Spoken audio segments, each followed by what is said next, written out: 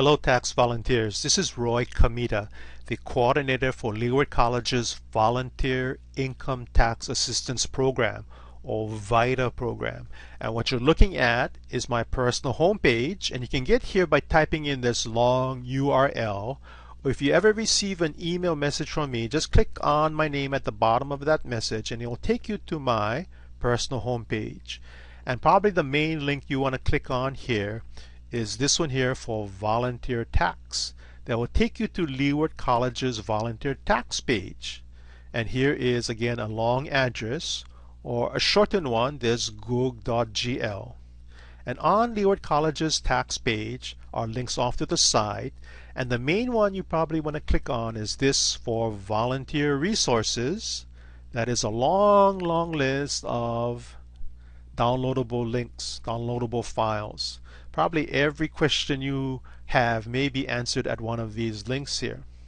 Now, the main one all of us will be working with is this file here called Test and Retest. All volunteers need to be certified, need to pass a certification test before the first day they volunteer. And you can get the questions here either by downloading this file or getting a printed copy of the test, which is easier to work with, by seeing your site coordinator. Here at Leeward, you can just drop by the business division office during business hours to pick up a training kit that includes a printed set of these questions. Now when you answer these questions, probably one of the main resources you're going to use to answer questions is this training guide, also available in print as part of the training kit. But maybe the main tool we'll be using for both the tests and preparing real returns is this volunteer resource guide, also available in paper. It's spiral bound. I love this book. It's easy to work with all the tabs. So those three books are probably packaged together as a training kit, and you can pick them up from your site coordinator, or volunteers here at Leeward can pick it up at our business division office. Now the main link you'll probably be working with, the main site to get training and certification, is this one here, the IRS VITA TCE Central. So when you click on this link, you'll be taken to this site, and the direct address is called linklearncertification.com. where at the site here off to the right side are probably the same resources I showed you on the volunteer resource page, but here off to the left side is a place to log in for your certification tests.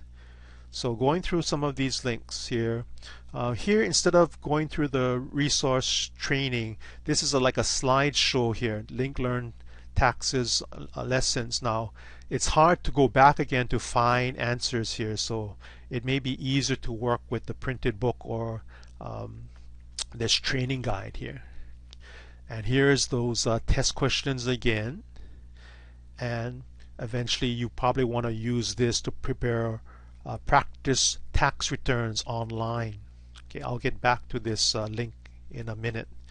Now here is a link that describes all of this site, Getting Started tutorial. So what I want to show you is my certification test. So I took a few tests already. So let me log in with my username and secret password. Let's see, what was it? I know you cannot see it here. Now if you are a returning volunteer, you may want to use your old login name and password, but mine didn't work, so I had to create a new one, and all new volunteers have to create a new one. Okay, so let me log in, and what you'll see are tabs up here for different levels of certification. Here on the basic level, no matter which level you choose, all volunteers have to pass a test called Volunteer Standards of Conduct. So you can take the training here, which is a slideshow, and look, you get to print out a certificate after you go through the slides. Or in the test retest booklet, there's about 30 pages of the same material that again you can probably use as a reference when you take the Volunteer Standards of Conduct exam. Now, all exams you'll have at least 2 attempts, and you need to pass with a score of at least 80%. And again, once you pass, you get to print out a certificate. And then there's training, no test, but training for the form here called intake interview that taxpayers have to fill out before we prepare their tax return, and also the steps of reviewing a tax return. Again, another certificate. Now, you're probably not going to be a site coordinator like me, but if you want to join me, you're welcome to take this exam. Now, at a minimum, if you want to prepare returns, you have to pass the basic exam. For returning volunteers who want to do advanced type returns, you don't have to take the basic exam. You just can jump and take the advanced exam. Notice there's no basic here under the advanced tab. But let me show you, well, I've passed. Okay, so for new volunteers, I would recommend doing this exam. And again, you're using your other resources to answer questions first on paper, and then you come here and take the exam. And when you do it on paper, do both the test and retest questions at the same time, because when you take the real test up here online, the questions can come from either the test questions or the retest questions. So test question number 1 and retest question number 1 are very similar, worded slightly different, but test you on the same topic. Now when you come here and take question number 1, it can either come from the test question 1 or the retest question 1. So again, do both the test and retest at the same time, and guarantee you'll see one of those two here online. Okay, so now when you volunteer and pass your exams, on the first day you volunteer, I don't want to see your certificate. That's for you to print out and to frame and hang on your wall. What I want to see is this volunteer agreement. So you can check off the box here and it'll print your name on the certificate. You can click here to create it, then print it out. You probably need to sign and date it, and then give me a copy of that form. And you gotta show me, it's required to show me a photo ID so I know you are who you say you are. And then you're certified, you're qualified to start preparing returns. Now if later on you take more advanced tests, then create another volunteer agreement and sign it and give me the updated one. Okay, so again, this has to be turned into your site coordinator just before you volunteer, the first time you volunteer.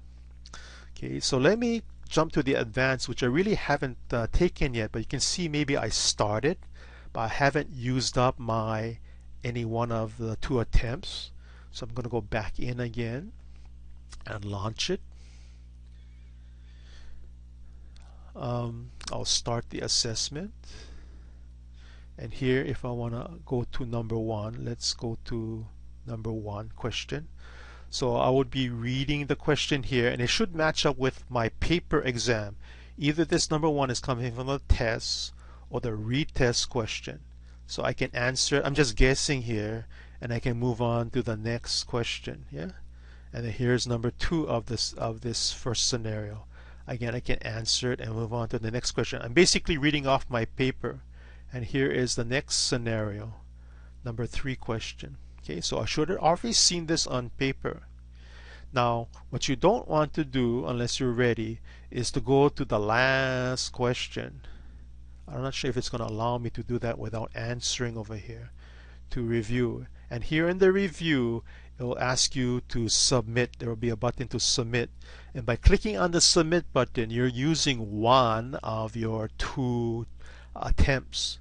So if I close out my exam right now, I'm still not using any of my attempts. It just says here I'm in progress. Okay, so only when you feel confident on paper would you go ahead and take the test and use one of your 2 attempts. Now if you don't pass your first attempt, maybe you should come see me and let's talk about some of the topics or issues that you're seeing on your questions here, yeah, before you use your second attempt. Okay, so this is the testing site for for your certification. Let me log out of this testing.